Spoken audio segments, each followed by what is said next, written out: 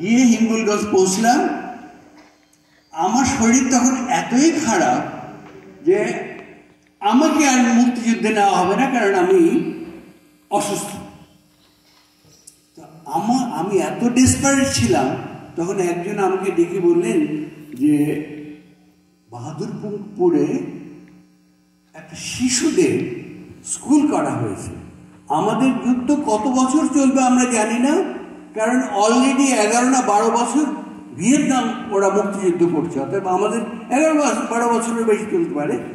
অতএব আমাদের এই শিশুরা বেলাইনে না যায়, ডিলাইন না হয়ে যায়, সেই জন্যে তাদেরকে আপনাকে ইন্সপায়ার করতে হবে, তারা যেন আপনার মতো এরকম ডেসপারেট হয়ে যায়। আমি দেখলাম কথাটা খুব লজিক্যাল, আমি রাজি হয়ে গেলাম। আমি সেই খোঁড়াতে খোঁড়াতে খোঁড়াতে খোঁড়াতে সেই কোথায় শিয়ালদা থেকে সেই কৃষ্ণনগর হয়ে সেই বাহাদুরপুর বহু দূর কয়লার ট্রেনে ঢকর ঢকর করে গেলাম। গিয়ে দেখি যে স্কুল আছে কিন্তু কোনো শিশু আসে না, কারণ তারা আসবে কি, তাদের বাড়িঘর সব পুড়িয়ে দেওয়া হয়েছে, কারো বাবাকে মারা হয়েছে, কারো মাকে মারা হয়েছে, বোনকে ধরে নিয়ে যাওয়া হয়েছে, কারো সব কিছু শেষ হয়ে গেছে। তাদের তো পড়াশোনার কোনো মন থাকার কথা না। তো আমার একটা সামান্য ক্ষমতা ছিল, আমি বাঁশি বাজাতাম, আমি রেডিওতে ক্লাসিক্যাল বাঁশি বাজাতাম, কিন্তু বাঁশি কোথায় পাবো? বাঁশি বাজালেও তো শিশুরা আসবে ক্লাসিক্যাল শুনতে, এটা তো হতে পারে না। তো আমার মনে হলো যে ম্যাজিক যদি দেখাই, এইটা বাচ্চারা খুব এনজয় করবে।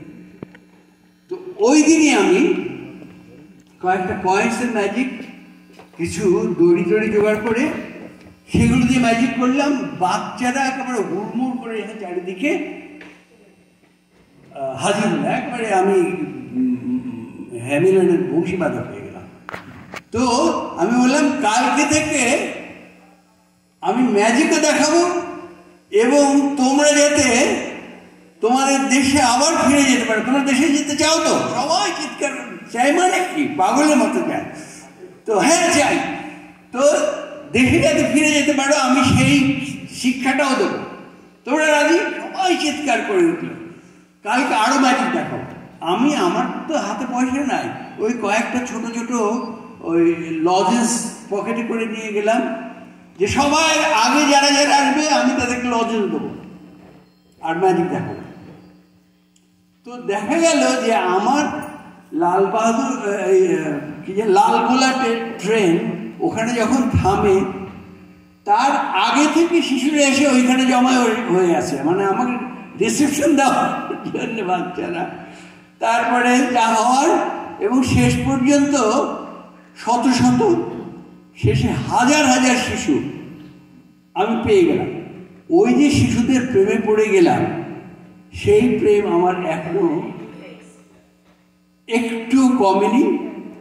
আমি যখন ম্যাজিকটা ধরলাম, তার বড় কারণ হচ্ছে যে আমি এমন একটা আর্ট করব যেটা একদম শিশু থেকে বৃদ্ধ পর্যন্ত সবাই এনজয় করতে পারবে।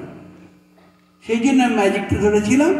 তারপরে অবশ্য এত সিরিয়াসলি ধরার পেছনে আরেকটা কারণ ছিল, সেটা হচ্ছে পাকিস্তান আমাদের হকি টিমকে 17 গোলকে হারিয়ে দিয়েছিল। আমি পাগলের মতো হয়ে গিয়েছিলাম। আমি প্রতিজ্ঞা নিয়েছিলাম যে পাকিস্তানকে আমরা গোহারা হারিয়েছি, সেই পাকিস্তানকে আবার গোহারা হারাবো। কি দিয়ে? আমি তখন শিক্ষকতা করতাম। অনেক বড় বড় শিক্ষক আসবেন সন্দেহ নেই, অনেক বড় বড় বাসা শিল্পী আসবেন সন্দেহ নেই। আমি পেন্টিং করতাম, আমার সাথে অনেক বড় বড় পেইন্টার আসবে। আমি জানতাম ম্যাজিকের ইতিহাস। অতএব আমি যদি আমার ঐতিহ্য নিয়ে কাজ করতে পারি, তাহলে একদিন সবার উপরে উঠতে পারবো। পাকিস্তানকে আমি 17 গোল না 117 গোল দেবো। And I did it. Thank you. অনেক ধন্যবাদ। আপনি আমাদের সকলের সামনে দৃষ্টান্ত হয়ে থাকুন। একজন মানুষ যদি কিছু অর্জন করে, আমরা সবাই তাকে অনুসরণ করি।